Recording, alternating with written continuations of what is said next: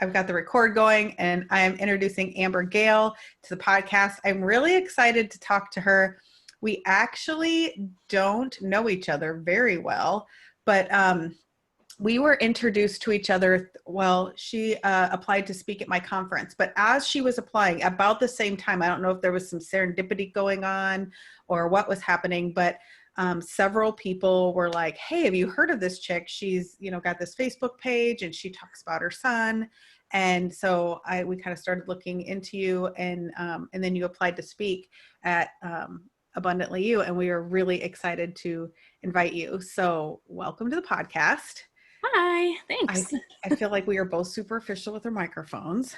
We are superficial here. by the way, best investment I've ever made.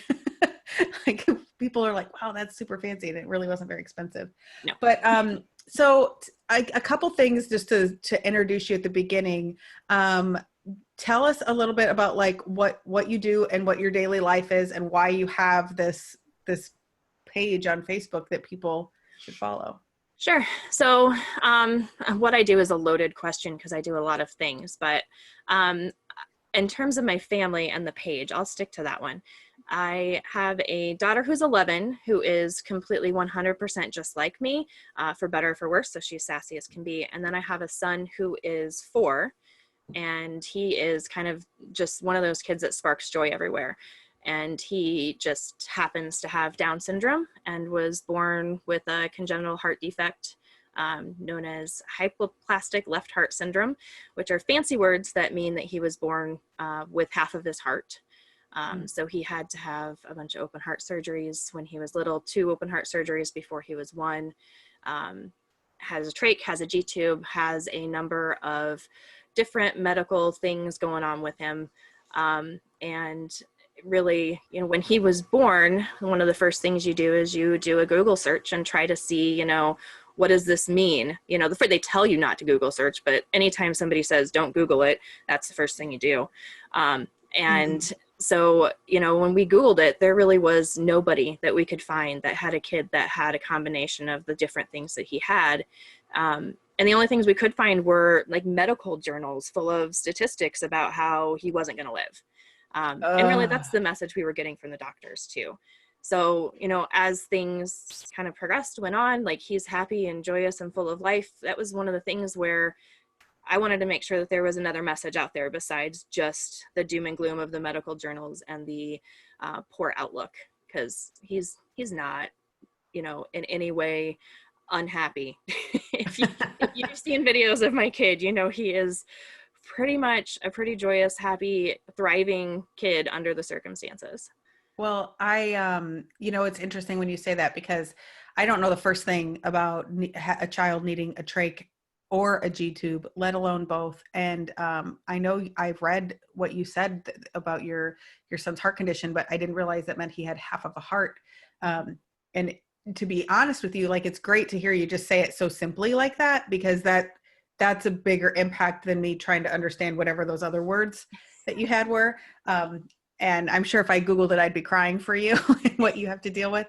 But I like that. That's amazing. You and I don't know if it's okay. Like, you're also working on a nonprofit, right? It's like, I don't know if you're ready to announce that yet, but yeah.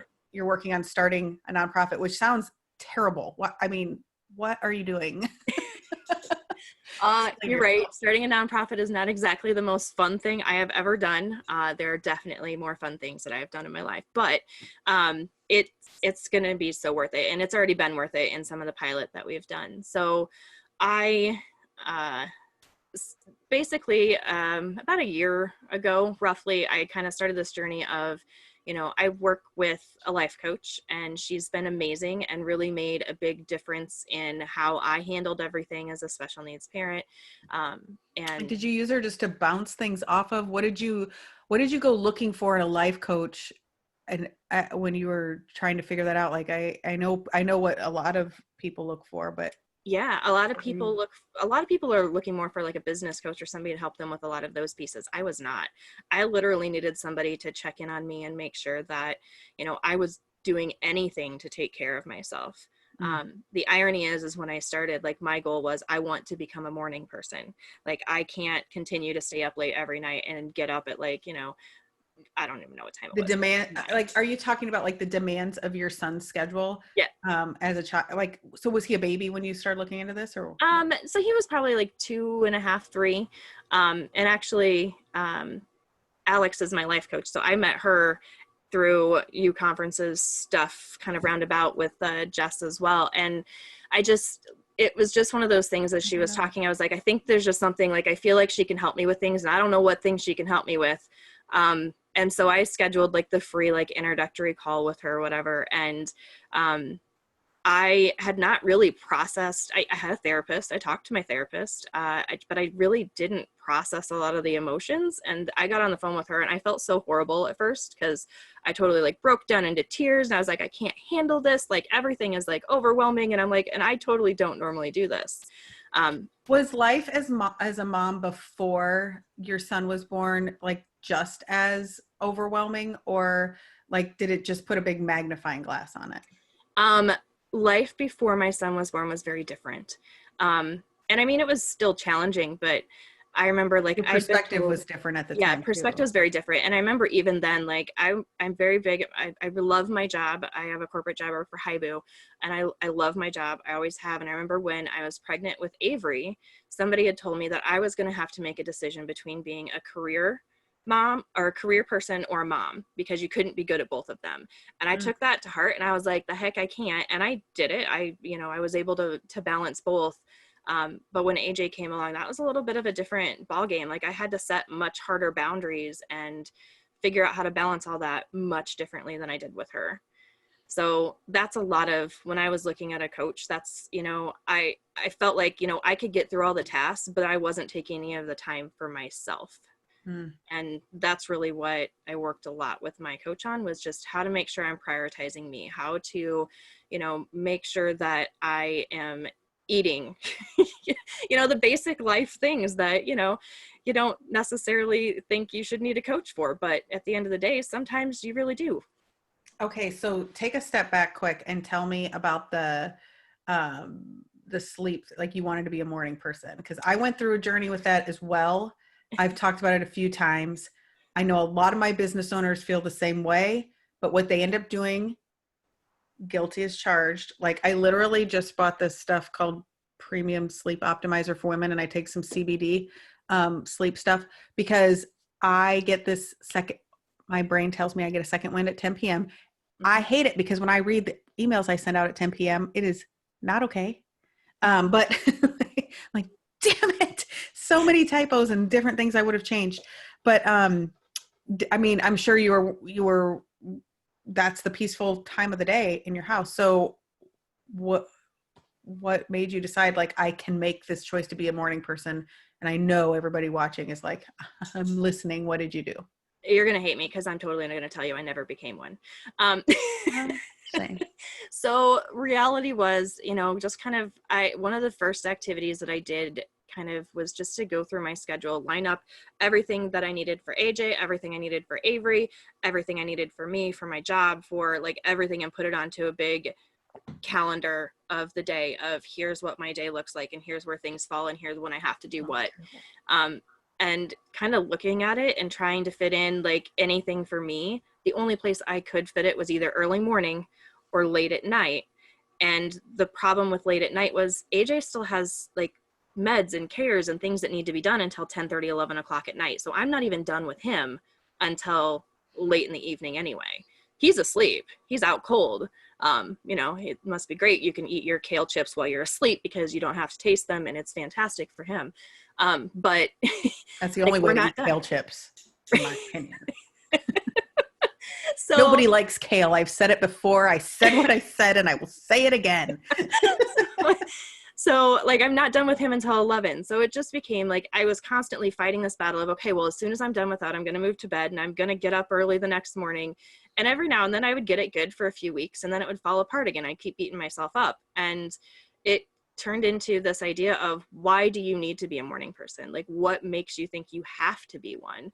And that was a really hard conversation to have, because I think that was the first time that I sat back and realized that I really didn't have a good reason for being a morning person other than everybody else says I should be. Like, Mm. and ultimately I've shifted my schedule. I still have a morning routine. It just happens a little later than most people's. I'm not going to be getting up at 5 a.m. In fact, I will cry if Oh, somebody wakes me up at 5. so what you're saying is, is that morning can happen at any time. It's Yes, finding that absolutely. production. Now, like for me, I know I'm more productive in the morning. I don't do well at night. I think I can, but I just don't. And so I have had to shift myself to being a morning person, but getting out of the habit, like, and I think maybe that's where like your expertise could really, like, you don't have a choice with AJ. Yeah. He has to stay in his routine with his things all the time. You can't shift them, right? I'm Mm-hmm. assuming there's very little wiggle, right? Yep. So what we do to ourselves though is we shift the conversation. Like I know I have to get up at 5 a.m. and get certain things done, but I can shift it because nobody's life is dependent on me shifting it, Right. except for my sanity, which I don't prioritize because who needs that really? I don't think anybody has that. So there's that. I mean, maybe that's just the acceptance of it. So, and I talk about like that mind shift or that mindset in like, making yourself a priority and not moving yourself off of your own schedule. But like, I mean, what have you learned have you been able to apply what you've learned? Like AJ stuff has to happen to yourself. Has that been something you've been able to apply or sometimes? Yeah. So one of the to learn with him is definitely how to manage my schedule better. And I thought I was pretty good at it before. I've had a system that I've used for a long time. But over the last 4 years, it's really kind of shifted a little bit. And I think the big picture came when I did do that big map out of here's the things that have to happen and the times they have to happen at, and then realize that I need to be able to plan my schedule around, based off of priority, like what's Mhm. top priority. And that being, he's got meds, he's got food, he's got things that have to happen at certain times. They have to be exactly 12 hours apart or they don't work. Stuff like that, where it's like, you don't have wiggle room there, but the rest of your life does. So time blocking became a big, big piece of How do my you life. stick to it? That's like, do you have tips or do you just have to like hold yourself accountable? Or is that where the life coach comes in? My life coach would probably be laughing if she's watching right now, because I don't always stick to it. I'm not going to sit here and tell you that I am 100% perfect at it. There are weeks where I don't, but for the most part, it becomes something that it's just habit. Like you've got to get into the routine and the habit. And a lot of it's about how you schedule. A lot of people time block. And if you look at my schedule, you think I time block that way, but a lot of people are like, I'm going to block out every minute of the day and I'm going to have plans throughout the whole day. And this is what I'm doing. And my schedule looks like that. But what you don't see is I schedule a half hour or an hour for a task that's going to take 5-10 minutes. And then I just work on other things. So when I do time blocking, a lot of people are like, plan the amount of time it's going to take you to do the task so you don't dilly-dally around. But for me, I plan the amount of time that's in my little planner window instead, because I don't want to draw more lines. But also, then that gives me the freedom to say, okay, well, when I get that done, I can do what I want. Right. Or I can do something else off this list. But this is the one thing, my big priority that has to be done in this block of time. And I find that's a lot easier for me than just saying, I'm going to do all these things today and that's all. Mm. Can't do that. Well, yeah. And I think like your perspective and what you've learned from being AJ's mom, and, I'm sure there's lots of things you've had to give up and sacrifice and asking for help, accepting help. Like, I mean, maybe that's what opened you up to working with a coach and things like that. And I think that's super important. But like we were talking before we started, and one of the things that I asked you permission to chat about was the like expectations that you have for yourself and then reality. Like I'm sure when you got pregnant, your dreams and hopes for your child were not to have a G tube and a trach, that, or to even have Down syndrome. But like if you were to look on it today, that blessing is not something that you take for granted, So what was like, can you tell us about the things that you've learned about setting, like I guess it goes for time management too, like setting expectations and accepting the reality. And I was comparing it to 2020. I was like, everybody woke up on January 1st, 2020 and was like, this is my year. It's like the time, and look, I mean, could we have ever predicted? Absolutely not. So what have you learned about being a special needs mom that's helped you accept that? I think the biggest piece that I've learned is really that there's a lesson in everything that you do, everything that happens around you. I definitely would not have raised my hand and said, yes, please give me a child that needs open heart surgeries in the other side of the state. And also make sure that, he needs nursing services that we're going to have to figure out how to coordinate when we live in the tiniest town in Iowa. Okay, there's smaller ones, but, What I town do you would live not. in? I live in Keystone. Keystone. Yeah. Small. So, yeah. And so, I wouldn't have volunteered myself for that sometime. And I honestly, even if we'd found out, we did not find out until he was born. Even if I'd found out, then I wouldn't have changed kind of our path. Oh, really? But it's just, one of those things where you've got to, like, this is on my plate now. What can I learn from it? What can I do with it? What, can I be better for with it? But also giving yourself that permission to, mourn what you don't have, to grieve what you did lose. Like, I did lose something, despite, I love my kid. I love him dearly. He is amazing. But you still do, I did lose those, hopes and dreams of having, a normal, typical kid that was going to do all of these things. And there's a whole process, because ultimately I had to learn that he may not be normal, he may not be typical, but he can still do all of those things. And it's just going to be a little different for him. And I don't know if I froze or Kendra froze. So that's fun.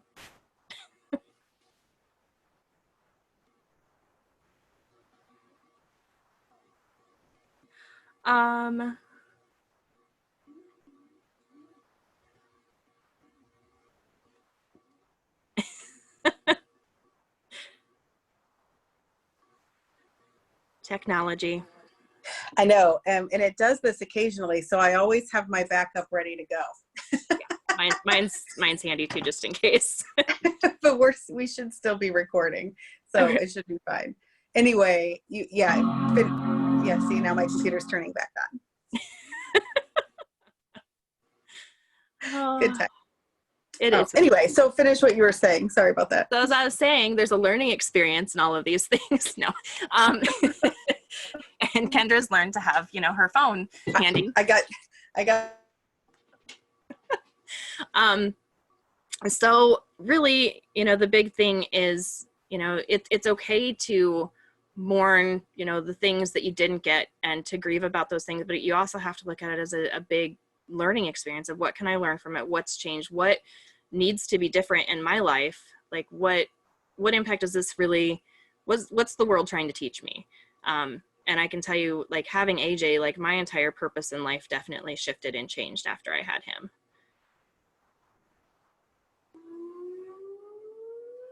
Also, now it's noon, so you're probably hearing my sirens. So we're full of all kinds of fun sound effects today. Oh, good times. Hey, I mean, it's what it is. But I got my computer back. It's interesting that you talk about that, and I'm always talking about find the lesson. I tell my kids that all the time. Find the lesson. I tell myself that all the time. And like also the reminder of what you're kind of getting me to think about is also not to necessarily accept the first offer of reality that you get, because you said like those first Google searches and the first the communication from the doctors were a much different reality than what you're living with your kid. And I mean, obviously he was going to show you who he was regardless. Does. And, the option was never to just, well, I'm just going to leave you at the hospital. So good luck, kid. Peace out. But sometimes I think what the reminder for me is, and what I'm hearing from you is like, an understanding that just because the world comes crashing down doesn't mean it's going to stay that way, or that people are right. Yep. That there's always, the outcome does not always look like the process. How's that for a way to look at it? Yeah.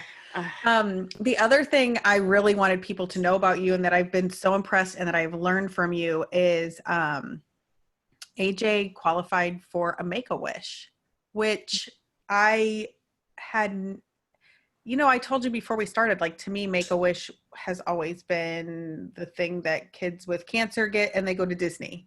Like, you don't really hear a lot about other things. And you guys, so do you mind telling us a little bit about the process? But the primary thing I want people to know was like your perspective of this has been such a blessing, but also like you have to face the reality that your kid qualified for a Make-A-Wish, which is also a heartbreaking thing, right? Yeah. So, Make-A-Wish, I don't want to like totally butcher what their mission is, but essentially, it's for anyone that has a critical or life-threatening illness. So it doesn't have to be cancer. It can be a wide variety of different diagnoses or things. And process-wise, you have to apply. Your doctor typically is the one who does the kind of apply piece where they write the little letter and say, hey, yeah, we think this person should get a Make-A-Wish based on these pieces where they've got a critical life-threatening illness and this is what it is. And then they come and interview you at your house and try to kind of get an idea as to what it is that your kid would want. So a lot of people automatically assume you're going to Florida and you're going to go to Disney and you're going to like go stay at, and you're going to have this lavish Disney trip. And that is what a lot of people do, but there are a lot of other options that people choose too. So for us, what we really focused on was talking about how much AJ likes to be outdoors and experience the world around him, but how hard it is for him to do that because he overheats quickly. And we have all these medicines and supplies and all this stuff we've got to be able to take with us when we go places. So ultimately what Make-A-Wish was able to do for him is we got a camper trailer, and it kind of like, it allows us to just go camping for a weekend and be out of the house, and he can play outside and go inside and cool off, and he's got shade and we've got water. We've got the ability to give him a bath because boy did he need it. Just opened up like a whole new world for him to be able to go experience and do more things. That is so cool. Time, like it was one of those things where, it's an amazing gift and I am absolutely thankful.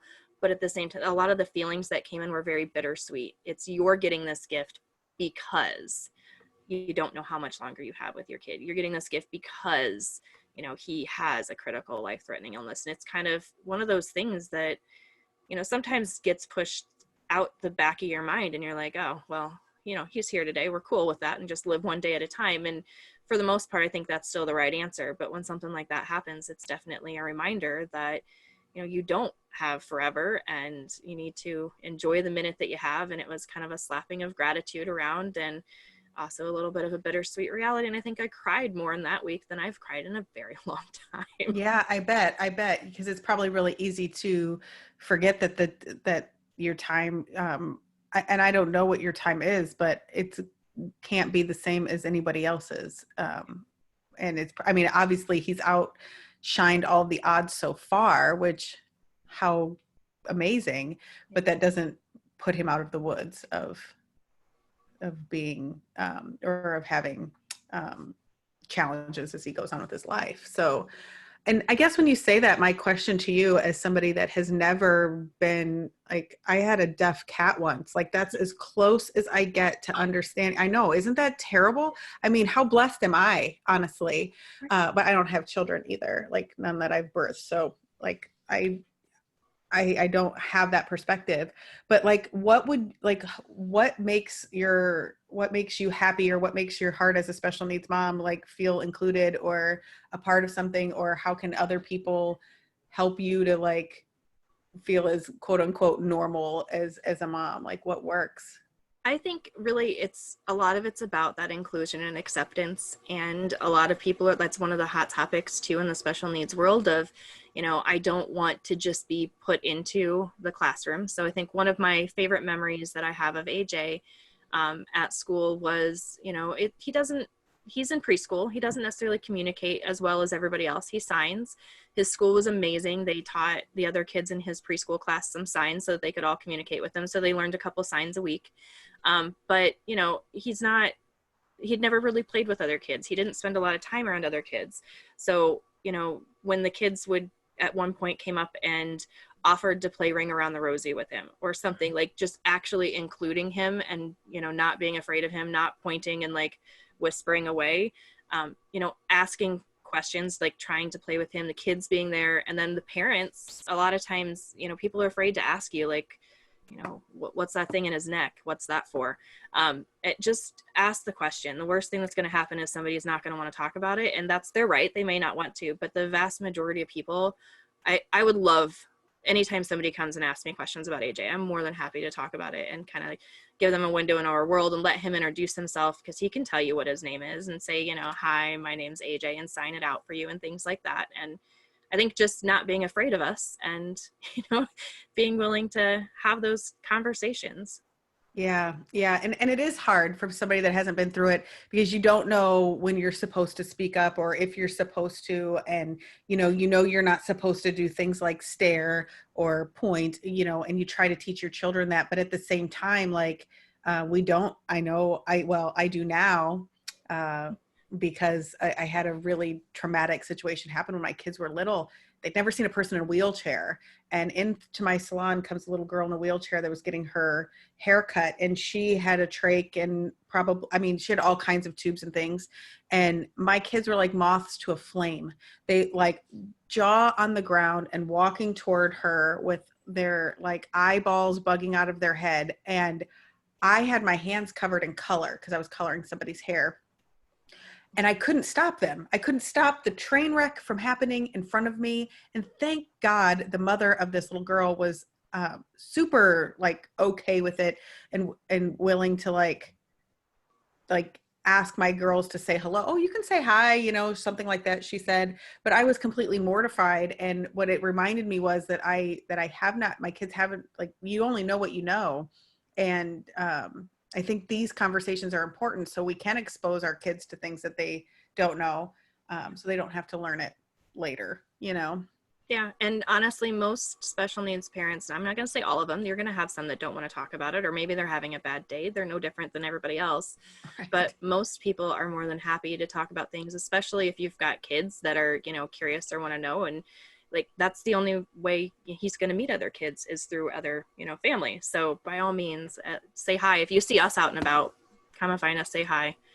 So my next question is, like, you have put yourself and your kid out there. I am one to put myself and my kids out there. I mean, I have boundaries, but my boundaries are looser than others. And some people see those boundaries as terrible. Like you just put your kid out on the black market or something. And, you know, the purpose being to share and connect with other people, is lost on a lot of people. How, I know you've had some exposure to it. Wow. Yeah. And there's a lot of it too in the special needs world where, you know, kids' pictures are taken and they get shared around for, you know, share this picture for a prayer or for a like or whatever it is. And that's all craziness. That's people that are just trying to build up their page, and it's wrong. So a lot of people don't share their stories publicly, and it's really, you know, their choice, obviously. But I really wanted to make sure that some of that good news was out there, and that if you've got a kid that's, I don't know, has Down syndrome and has now had a stroke, like, well, what's that look like? And I want to be able to Google it, or, you know, stumble across our Facebook page and see that, you know, 4 years later, he's walking and getting into everything. So it's probably going to be, you know, it could be okay. I mean, sometimes that's all you need is hope in order to Yes. keep moving, right? Yep. And that's really kind of what a lot of it is that we wanted to put that hope out there, because it wasn't there when he was born for us. We didn't have that. There's a 5% chance he could survive the surgery, so we're not even going to do it here. So you could take him home on hospice, or we can maybe get you a second opinion, sort of an outlook. It was presented nicer than that, but like in your brain, that's what it gets twisted to a little. But ultimately, you know, that's what we got was a 5%, you want to take him home. And we wanted to be able to say, no, really, like, you know, fight for what, you know, you want your kid to be, get the chance to be, and they might surprise the heck out of you. Has the good outweighed the bad in sharing your story? Oh, by far. I've made so many connections, met so many people. I've had so many messages from parents. There's a couple parents that I've become really close friends with that their kids have very similar diagnoses, and it's amazing And to how be would able you to have found them otherwise? Like, is you that wouldn't have. part of it? Yeah. Mhm. Mhm. There are a lot of Facebook groups that are out there. It's getting a little easier. 4 years ago there were groups, but that wasn't quite what it is now. So it's getting a little easier to find people, but it's still hard to find kind of the resources, because I mean, AJ's heart defect is like 1 in 4,000 and something get diagnosed with that. But then to have Down syndrome on top of it is like, oh, I'm going to mess these numbers up. I think it's like 1 in 700. So we're looking at a very small segment of people when you're trying to get down there. And those posts can get lost in groups really easy. And Yeah. Yeah. And I think, relating and giving people hope and like sharing ideas and maybe things that worked, I think that's all super valid. I know, putting myself out there on social media, and my brand is mostly me. It's not, my kids get involved occasionally, but it's, for the most part, it's me. And, I get to take all of the brunt of any judgment that comes. But it's got to be an extra layer. And when like I could have 100 positive comments, and that one negative one will shoot me directly in the heart. Like, it's soul piercing, and you want to like go and grab the person and say, no, no, no, no, no, no, no, listen, listen, listen. Like, this attention is good.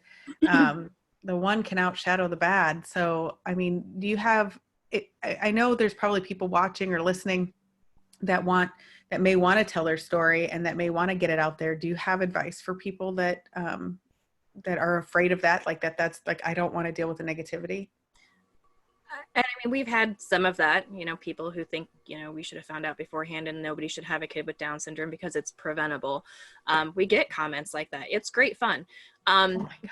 But the reality is, for every one of those, there are usually hundreds of people that are, liking the story, or being, motivated positively, or have good feedback. And if you've helped one person, that is by far more important than the one negative comment you might get out of 1,000.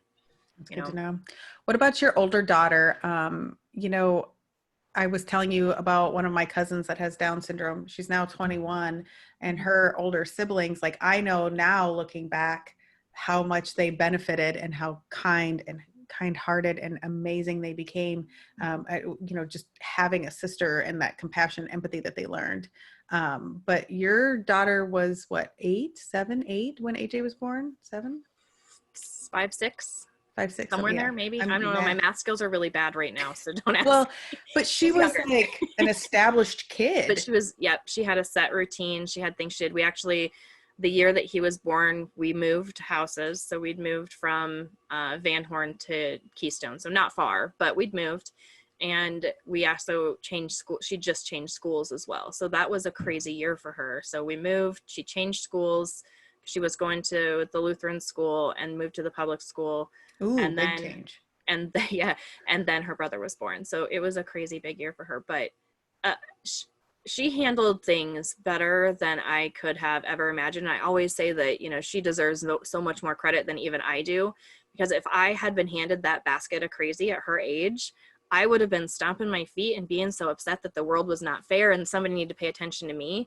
And instead, she is nothing but loving and amazing and cares for her brother like nobody I could ever And I'm imagine. sure her expectations as the big sister, and how she was going to be a big sister, baby bottles and diapers and All changed. Yep. hauling him around. Although she was still won't do the diaper, Brian. But she's not like interested in that game. But that, yeah, it definitely did change. But she's still able to be involved in other ways. So she does. And it's not something that we force her to do. She wants to do it. So she helps give meds. She helps do his G-tube feedings. Yesterday, actually, she's been watching AJ in the afternoons while my husband's at work, while I'm still working. And so I came up yesterday and she was like, he pulled his trach out, but I put it back in, so it's all good. I was like, okay. Like, she's just like, that's her normal now, and it doesn't phase her or bother her any. And it's and she really doesn't awesome. even know what a gift she's been given, right? Like, and the adult she'll become because of what she's learning. And that's so cool to me to think about what an impact she'll have on the world because of learning this. And I guess you can look at the negative side of it, that like the burden side of it, or whatever you want to call it. but the positive impact on the human beings she'll become is just, it's cool to think about, in my opinion. Yeah. And we definitely had to make some adjustments and try to, just like balancing my schedule, I had to look at what she needed and make sure that she was getting stuff in there, because for a while when we'd have doctor appointments, 3 of them in a week, it was like, well, how's she supposed to get to events? How's she supposed to be able to, participate? Now she does taekwondo. Like, how would we get her to and from those things if we're running around crazy with AJ? So we definitely had to balance all of our schedules, not just ours. Yeah. Well, I mean, I think your perspective is so good. And one of the things that I think is awesome when you're talking about anything with time management or is that, like, we all have the same 24 hours in a day. Like, I love that meme. Like, we all have the same 24 hours that Beyonce has. But let me tell you what, I don't got Beyonce's team just yet. Give me time. I'm working on it. But, and how much we really can accomplish. And, but I love that you also address like me time and working all of that through and, taking everybody in consideration. It's a lot. I mean, being a parent is, it's a lot. It's a lot to juggle. There's a lot to figure out. And I love that you're able to be an amazing example. I know you didn't ask for it. Like, it's not what you signed up for, but being an example of it, because it's really is like, all right, if she can figure this out, starting a nonprofit, working a full-time job, having a special needs kid and a sassy ass 11-year-old, and being a wife and running a house and, whatever else. And then I've been loving watching your page because I'm sure that's a busy life, where you're taking like this Make-A-Wish gift of that trailer, the RV or whatever you call them, and taking time away from the chaos too. Mm-hmm. And that, you said, that's been good for both AJ and for Avery. Big time. All of us, really. Yeah.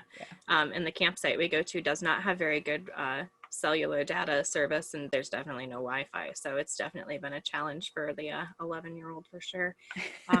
And maybe a little bit of me too. Every now and then I find myself picking up my phone and be like, nope, we can't actually, nope, can't do that right now either. So don't you realize in those moments what a drug it is? Like, I know where I am very self-aware of my addiction. Me too. But like when you pick it up again, you're like, oh, here I am. But yeah, I'm taking this hit. It's really what it is. It absolutely is. It's a dopamine hit for sure. Yeah, that's awesome. Well, I will let you get on with the rest of your day. Thank you so much for being here and for being a part of our community. I didn't know that you met Alex through U conferences. So I picked that up. Like, thanks for sharing that. I often miss the connections that are made because of the conference and the both business and personal relationships that get established and fortified, the decisions that get made because somebody feels like they have a community behind them now. And that like was just another one of those, it's just a casual reminder that like to keep going. Cause let me tell you, turning this thing virtual during a pandemic and what feels like the brink of a civil war and I don't know, murder hornets and cicadas and God knows what else. Cannibal rats or something now. What did you say? We have cannibal rats or something like that. Wasn't that the newest one? I don't know. Probably. I said to my friend the other day, I said, remember when when it was 2020 and we were all obsessed with the Tiger King and we thought life was bad? Remember when that happened? So, but there have been plenty of times that I've been like, give up. And I talked to Sarah Leisinger today and I told her, I said, I know if I were to step away, like if this was the end and done and I had to cash in my chips, no one would blame me. Not a single person. They would be like, man, yeah, that's a lot. That's hard. You tried. Good luck, on to the next bigger, better things. I was like, but damn it, I'm not like, it's the little things that remind me of the bigger purpose. And I'm sure like just knowing that like, that's how that connection was made. I ask myself like, what connections are going to get missed if I give up? And so that's a good reminder and probably one you'll need for your non-prof too. Yeah. Actually, Alex gave me a lecture on that one about how I wasn't allowed to use the pandemic as an excuse to not get work done. What? Right. I feel like she's wrong. I darn. really don't. But one of my favorite things is telling Alex she's wrong, even though I know she's not. You're right. No, that's so amazing. Well, thank you so much for being here. We will link your page and your all your pages and social media through our through the podcast and the Facebook page. And you're welcome to pop over there if people had questions or comments. But I'm going to go ahead and stop the live stream. So bye, Facebook. Bye. And thank you so much for being here. I'm going to stop the recording.